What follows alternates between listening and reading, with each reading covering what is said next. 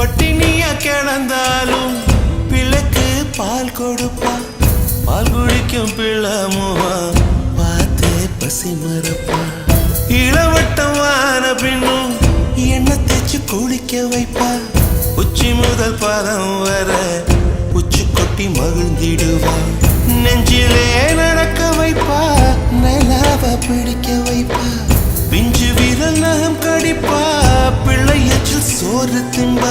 பல்லு முளைக்க நெல்லு முனையா மெல்ல மெல்லதான் கீறி விடுவா.